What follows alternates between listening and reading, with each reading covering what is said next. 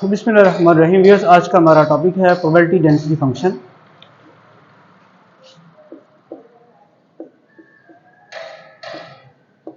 The function f of x is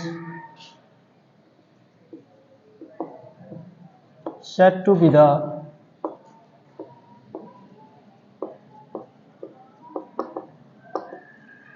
probability density function.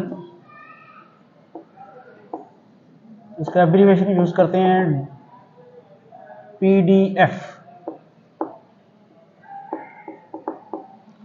The function f of x is said to be the probability density function for the random variable x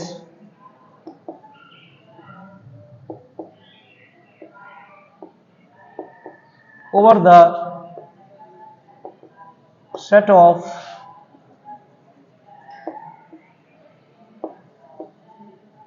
real numbers और if ये तीन conditions अगर satisfy हो रही हो तो इसे हम कहते हैं प्रोबेबिलिटी डेंसिटी फंक्शन।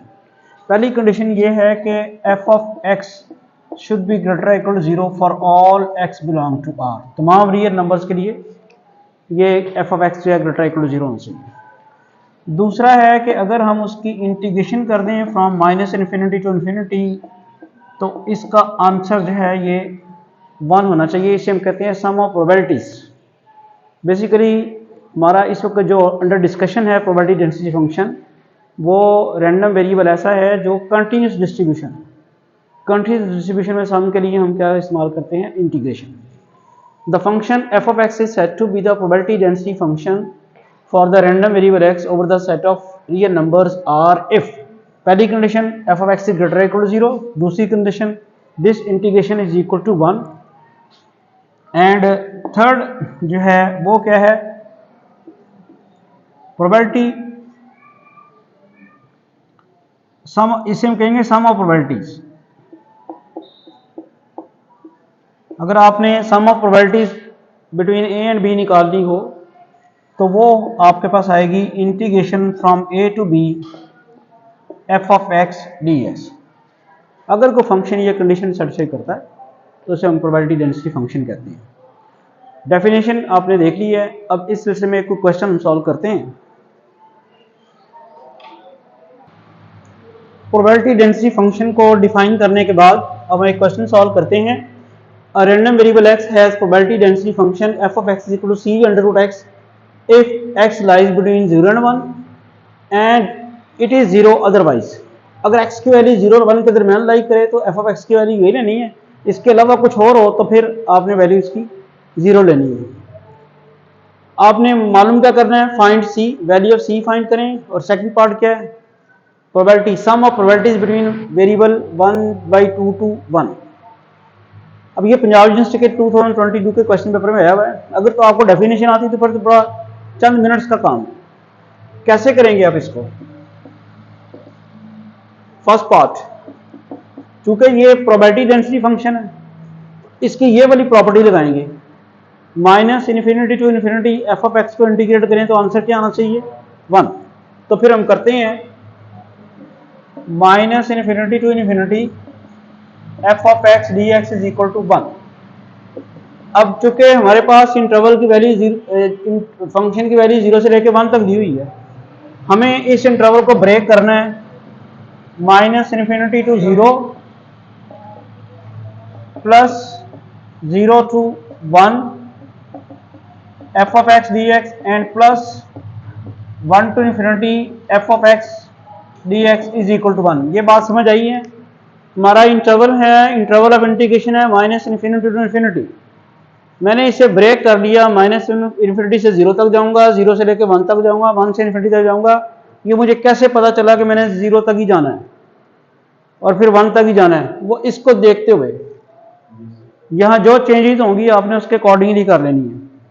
आपको वो कहता ये है कि सिर्फ इस रेंज में इस फंक्शन का आंसर ये है, 0 से लेके 1 तक फंक्शन का आंसर ये है, बाकी जगहों पे क्या है, बाकी जगहों पे 0 है, लिहाजा ये भी 0 हो जाएगा और ये भी 0 हो जाएगा, लेकिन दरमियान वाला रहेगा, उसमें क्या वैल्यू है, c√x।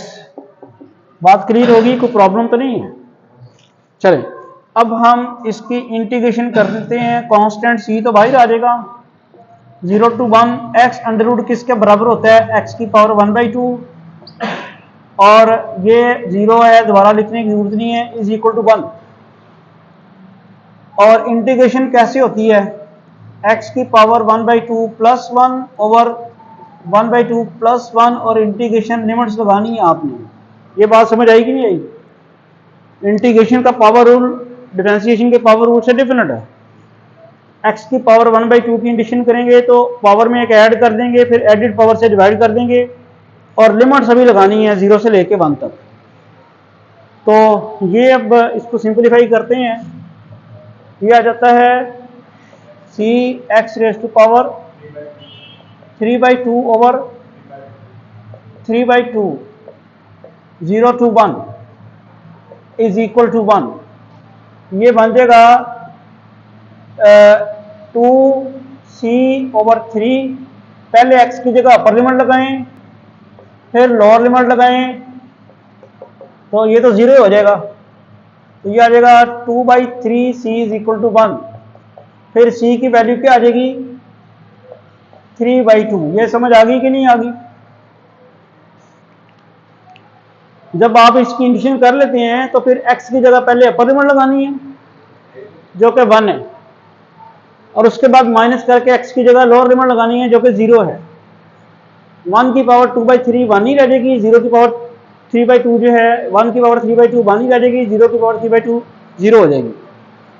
ये डेफिनेट इंटीग्रल है। तो यहां से c की वैल्यू क्या आ गई, 3/2। एक पार्ट तो हो गया ना क्वेश्चन का, क्वेश्चन का एक पार्ट हो गया। दूसरा पार्ट क्या है, सेकंड पार्ट। सेकंड पार्ट है सम ऑफ प्रोबेबिलिटीज। कहां से कहां तक लेनी है आपने, यस 1/2 to 1, वो लिखा हुआ है इसके लिए फार्मूला। प्रोबेबिलिटी डेंसिटी फंक्शन का फार्मूला आपके पास लिखा हुआ है।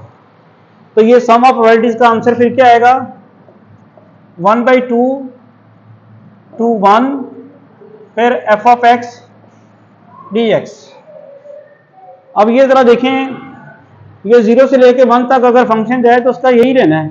1/2 से ऑनवर्ड भी लेगा तो यही नहीं आएगा फंक्शन, कि नहीं? यही आना है, क्योंकि यहाँ पे 0 से ऑनवर्ड जाएं या उससे आगे 1 तक जाएं तो वो वही रहेगा फंक्शन। क्या आ जाएगा यहाँ पे, 1/2 to 1 f(x) क्या आ जाएगा, c√x। c की वैल्यू हमने निकाल ली हुई है, वो आई हुई है 3/2 √x dx। 3/2 जो है इंटीग्रल साइन से बाहर ले हैं, और ये x की पावर 1/2 रह जाएगी। समझ आई है, 3/2 बाहर आ गया और ये 1/2। इसको दोबारा उसी तरह इंटीग्रेट करना है, 3/2 x की पावर 1/2 प्लस 1 ओवर 1/2 प्लस 1, और फिर 0, सॉरी ये क्या लगाना है हमने, 1/2 to 1। ये बन जाएगा हमारे पास 3/2 x की पावर 3/2 ओवर 3/2, तो लिमिट्स लगेंगी 1/2 to 1। ये 3/2 कैंसिल हो गया, क्या रह गया, x की पावर 3/2 और लिमिट्स हैं 1/2 to 1। पहले आप 1 लिमिट लगाएं, 1 की पावर 3/2 माइनस 1/2 की पावर 3/2, क्या आ जाएगा, 1 माइनस 1/2 की पावर 3/2।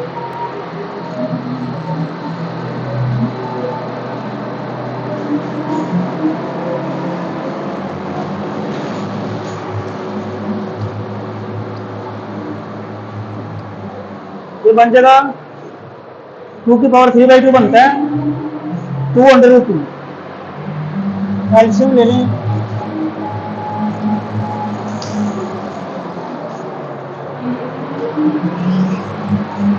तो ये इसका आंसर आ गया। तो आज हमने प्रोबेबिलिटी डिस्ट्रीब्यूशन फंक्शन की डेफिनेशन और उससे रिलेटेड एक क्वेश्चन सॉल्व किया है। नेक्स्ट टाइम इंशाल्लाह हम नेक्स्ट टॉपिक स्टार्ट करेंगे।